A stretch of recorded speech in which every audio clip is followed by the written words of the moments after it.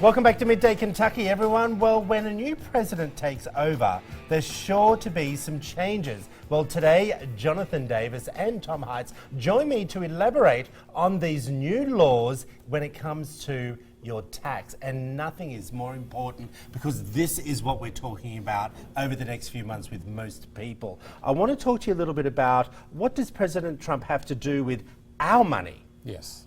That's a great question, and I guess the most important thing to keep in mind is that every president's going to want to put their spin on the economy and do things that are going to, I guess, generate goodwill and the opportunities for his party to look good. So Trump is no different, neither good nor bad. And that's actually the things that are going on right now, actually pretty good things as far as the market's concerned.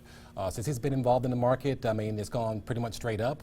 As it's done for almost the last 9 years. In some respects, that's a scary thing, but in other respects, there's probably 2 or 3 more good years here with the tax reform acts that he's put out there. Yeah, it's a very real possibility we can go for 2 more years. 30,000 in the Dow is not unrealistic at all. Having said all that, I'm not a soothsayer, so I'm not predicting that. I'm just saying that the people I've spoken with at Merrill Lynch and also at Morgan Stanley, some of the big traders there, they're looking at 2 or 3 more really good years in the market. That's realistic. Now, what do you think specifically he is doing that is helping the stock market? You know, most of what he's doing is being laissez-faire, being pretty hands-off on things that are working. Stay away? Yeah, I mean, he talks a lot, you know, as we all know, he tweets a lot, but he doesn't do things that could negatively impact the stock market, which actually is a good thing.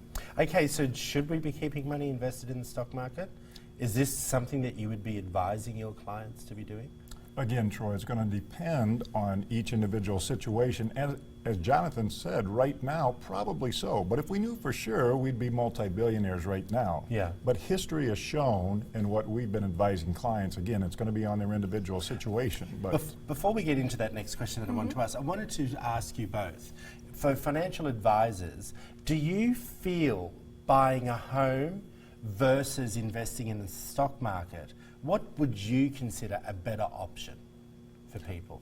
That's a loaded question. Once again, it's going to depend on the individual. Don't hit me. Because everybody's different. If we just throw out that everybody gets a black Model A, we wouldn't be doing our job. And that's, again, it's going to depend on the individual, their situation, and the stage and age they are in life right now. Yeah, we don't do one size fits all, Troy. We take a very individualized approach when we counsel our clients, and everything that we do is dependent upon that person's specific situation. I got you. Whether they have kids, whether they're older, whether they have other resources, whether they have other streams of income, those things all come into play. Gotcha. Well, how does an individual make sound financial plans during turbulent times like this? How are we able to, I guess, where do we look to kind of walk ourselves through this time? I mean, it is a turbulent time. Even though the stock market is doing well, there's a lot of other factors going on too. Right. Again, that's where you want to sit down with your advisor. That's what we're doing with all of our clients now, because everyone is different. We want to emphasize that over and over again because you never know. And so what do? We got back to the basics. Like in basketball, it was a triple threat. You got to have the ball down here, pass, dribble, or shoot. With finances, you got to know where you are, where you want to be, what your budget is, what your plans are, what your goals, what's going on, and then we can make a good plan. The planning aspect that comes before the actual investment aspect is 10 to 1.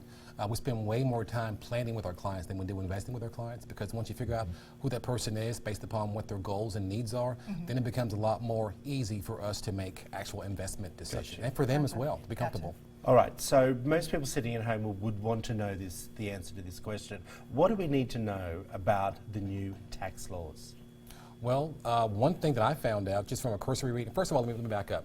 The first thing we have to keep in mind with the new tax laws is that this law was passed in such a way that everything in it's not set in stone. There are some things in there that are going to be very difficult to interpret, and there are some things that the IRS is going to, I guess, issue rulings on that will, I guess, tweak them a bit. But one thing that's interesting that I found out is that if you are a person who has children in your home and they are 18 years old and still in high school, just from cursory reading, it appears that you will not be able to take a deduction for that child as a tax credit. That's actually a bad thing that I found recently. I need to get more information on that, but that's something I think people need to be aware of, is that if you have an 18-year-old at home and they're in high school, they are not eligible for the tax deduction, the child credit tax deduction. If you want to find out more information. There might be a ruling on that later, but right now that's something that's in there right now that's we need to take a harder look at. I agree, and that's why Lots they of need to little call things you. in there, They need to call you. Yeah. Exactly. Yeah, 'cause it'll- We'll just put all that information up on the screen. There they are, everyone. phone number, address, and also website there as well. We appreciate both of you coming in Yes, yet thank you, again. gentlemen. Looking Thank you. forward It was to a pleasure. digging a little bit deeper next time. Yep. Well, up next, Paula Dean is making a TV comeback. Plus, could the Jonas Brothers be making a comeback too? Details will be following today on What's Poppin'. Keep it right here.